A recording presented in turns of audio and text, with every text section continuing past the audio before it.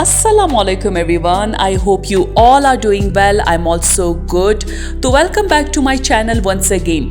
Today I'll be starting with some cleaning and then moving on to the cooking, chicken biryani and chicken tikka. So without any further delay, let's get started the video. काफ़ी दिनों से मैं video upload नहीं कर पा रही थी because I didn't get the chance to record, not even for a second. My husband gave me the idea to share daily life moments but he didn't help me record a single clip. On the top of that the workload was so much that I couldn't find any time myself. तो इस वजह से फिर ये हो गया कि video late हो गई और बीच में फिर आपको पता है कि हमारे घर पे गेस्ट आए थे, मेरी सिस्टर इन लॉज आई थी, फिर मैं उनके साथ काफ़ी ज़्यादा बिजी हो गई थी और वो आए भी स्टे के लिए थे. तो काफ़ी हमने इन्जॉय किया, काफ़ी मज़ा आया.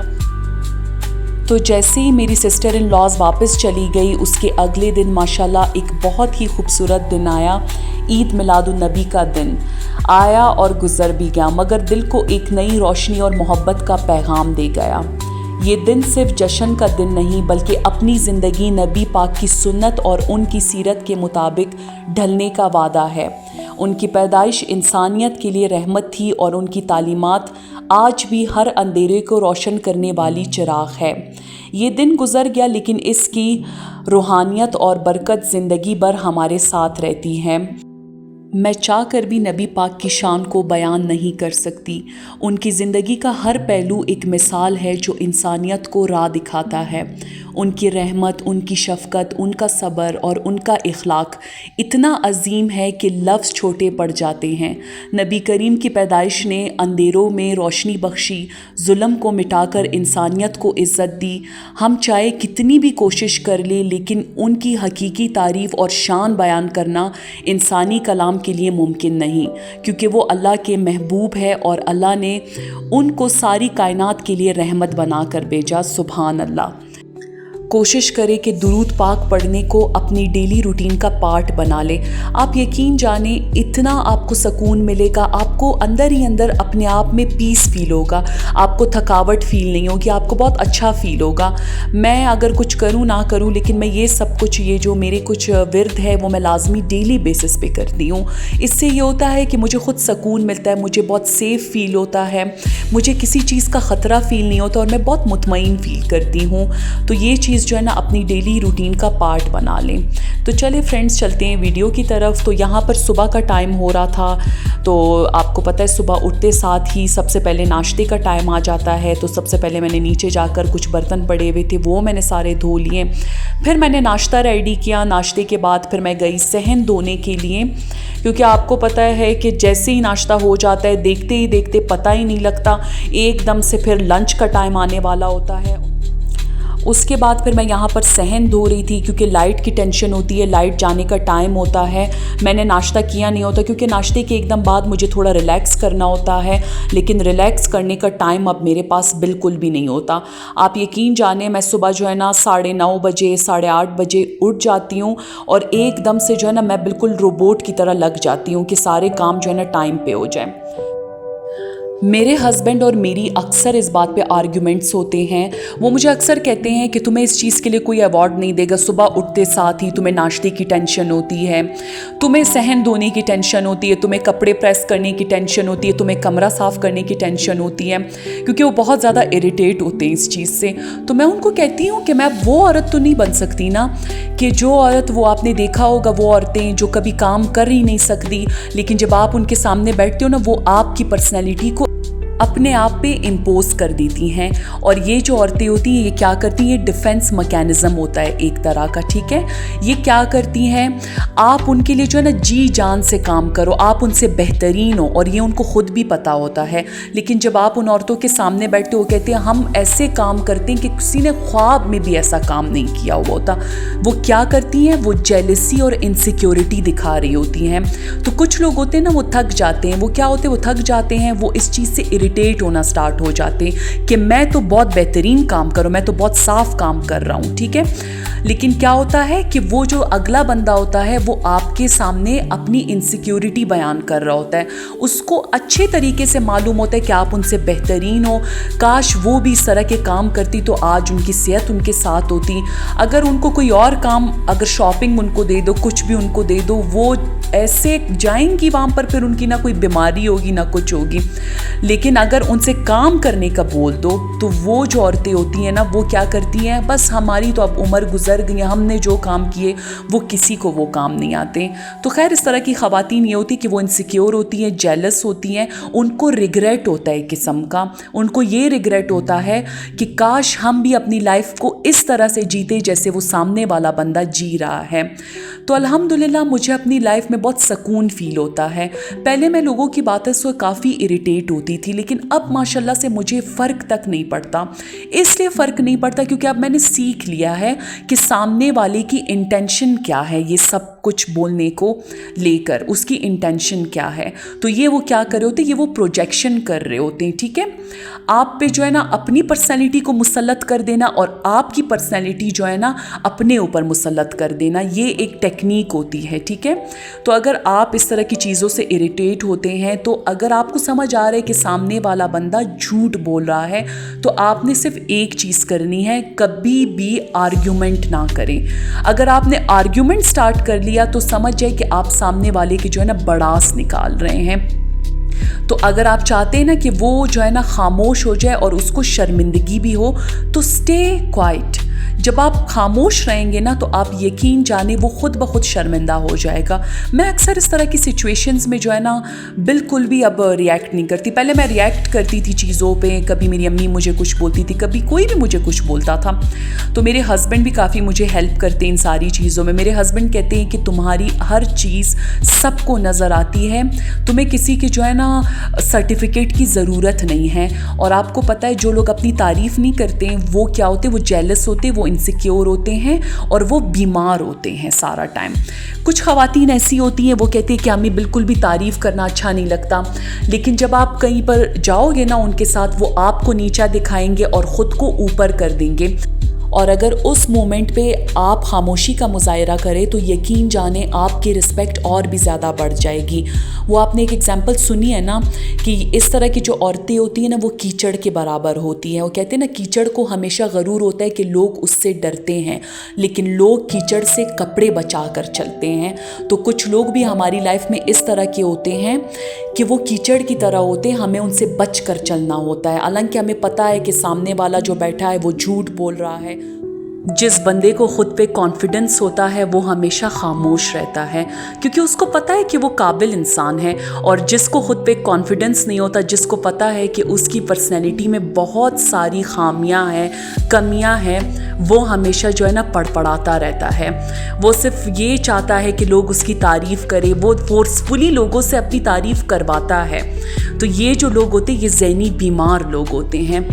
तो अगर आप ये सोचते हैं कि ऐसा बंदा सुधर जाएगा वक्त के साथ, ये आपकी गलत सोच है। आप यकीन जाने ऐसे जो लोग होते हैं वो वक्त के साथ और भी ज़्यादा टॉक्सिक बन जाते हैं, लेकिन इनमें सुधार कभी भी नहीं आता। वो वक्त के साथ आपको मेंटली ड्रेन करने के लिए कुछ भी कर सकते हैं, कुछ भी, किसी भी हद तक जा सकते हैं। तो कोशिश करें कि ऐसे लोगों से जो है ना अपने आप को बचाएं। और अगर आप किसी ऐसे लोगों के आसपास रह रहे हैं या आपके आसपास ऐसे लोग हैं, तो आप कोशिश करें कि वहाँ पर सिर्फ और सिर्फ एक चीज़, वो है खामोशी। आपको पता है कि आप क्या कर रहे हैं, आपको पता है कि आप काबिल हैं, आपको पता है कि आप हर चीज़ हर किसी से बेहतर कर रहे हैं। तो फिर आपको जो है ना लोगों को ये चीज़ प्रूव करने की ज़रूरत नहीं है, क्योंकि जो चीज़ प्रूव करने की ज़रूरत पड़ गई वो चीज़ आपको पता है वो फजूल है। क्योंकि लोग अच्छे बुरे इंसान में फ़र्क कर सकते हैं, उनको पता है कि कौन सा बंदा सच बोल रहा है और कौन झूठ बोल रहा है। तो झूठे लोग आपको पता है ना वो मुनाफिक होते, वो कभी भी नहीं सुधरते। तो फ्रेंड्स, ये थी मेरी आज की स्पीच। और यहाँ पर आप साथ ही साथ वीडियो भी देख रहे होगे और आपको ये मट्टी वगैरह भी नज़र आ रही होगी। ये हमारा टीवी लाउंज है, इसको भी मैंने कल ही साफ़ किया था और आज मैं ये वॉइस ओवर कर रही हूँ क्योंकि इतनी ज़्यादा मट्टी रोज़ ही मैं साफ़ करती हूँ, लेकिन हमारा घर काफ़ी बड़ा है तो सफाई जो है ना, आपको पता है, नज़र ही नहीं आती। तो खैर, मैं अपनी तरफ से पूरी कोशिश करती हूँ कि मैं अपने घर और अपने इर्द गिर्द के माहौल को हमेशा साफ़ रखूँ। तो यहाँ पर मैंने सारे कमरों की डस्टिंग वगैरह कर ली थी। किचन मैंने ऑलरेडी साफ़ कर लिया था, अपना भी और नीचे वाला किचन भी, दोनों साफ़ कर लिए थे। और मैं काम जो है ना बिल्कुल भी नहीं छोड़ती, ना बर्तन छोड़ती हूँ, उसी टाइम मैं सारे काम कर लेती हूँ फास्ट। और ये आप देख सकते हैं, मट्टी आपको नज़र आ रही होगी। सारा जो कारपेट है, चेयर्स है, वो सारे ब्लर हो गए हैं बिल्कुल, इतना ज़्यादा डस्ट उन पे पड़ा हुआ था। डस्टिंग वगैरह सब कुछ कंप्लीट हो चुका था। अब फाइनल था, वो था वैक्यूम क्लीनर। तो मैं वैक्यूम लेकर आ गई थी और मैंने सारे लाउंज को वैक्यूम किया और सारे कोनों को भी मैंने साफ़ किया, गैलरी वगैरह सारी जगहें। और जब सफाई हो जाती है, आप यकीन जाने मुझे इतना सुकून मिलता है, रात को मुझे नींद अच्छे से आ जाती है। और जब घर बिखरा पड़ा हुआ होता है तो ये चीज़ जो है ना, मुझे बस मैं आपको क्या बताऊँ, मुझे खा रही होती है अंदर से। तो मैं अपने सुकून के लिए सफाई करती हूँ।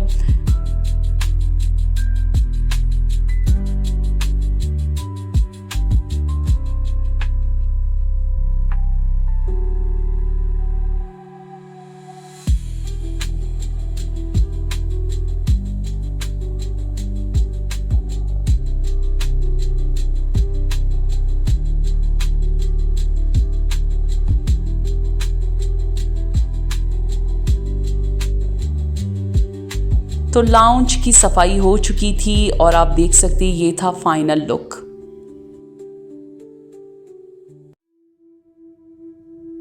दुनिया में जो सबसे इम्पॉर्टेंट चीज़ है वो है आपकी अम्मी। मैं कहती हूँ कि अगर आपकी अम्मी एक सपोर्टिंग, केयरिंग और अच्छी अम्मी हो तो आपको ज़िंदगी में ना जेवर की ज़रूरत है, ना जायदाद की ज़रूरत है। आपको सिर्फ एक सपोर्ट करने वाली माँ चाहिए, क्योंकि आपको पता है हमारी माँ क्या होती है, हमारी जो है ना सबसे क्लोजेस्ट पर्सन होती है।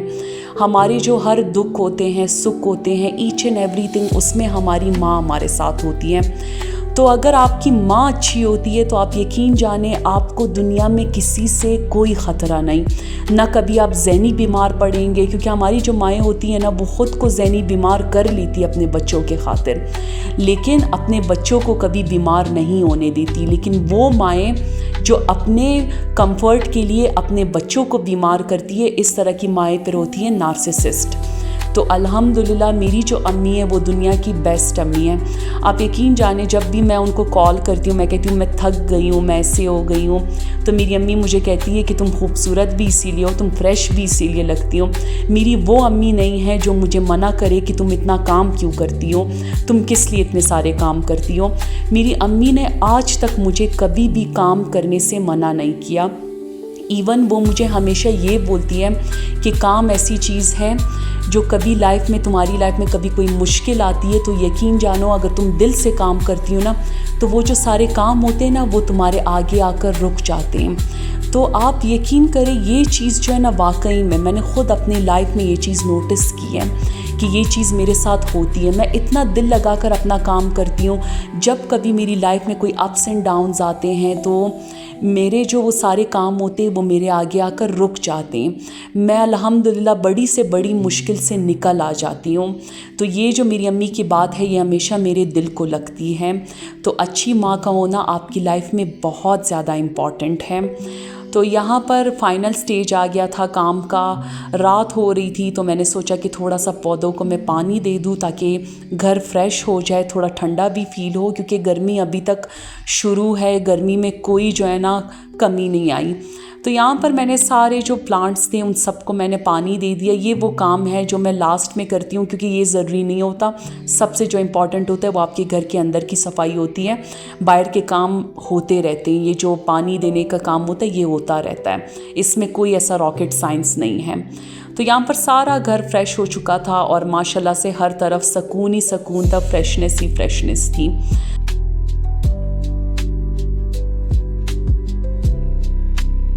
मैं कभी कभी सोचती हूँ कि मैं थक गई हूँ, लेकिन जब भी मैं ज़्यादा काम करती हूँ मुझ में और ज़्यादा एनर्जी आ जाती है, और भी ज़्यादा, और रात को मुझे नींद बहुत अच्छे से आती है।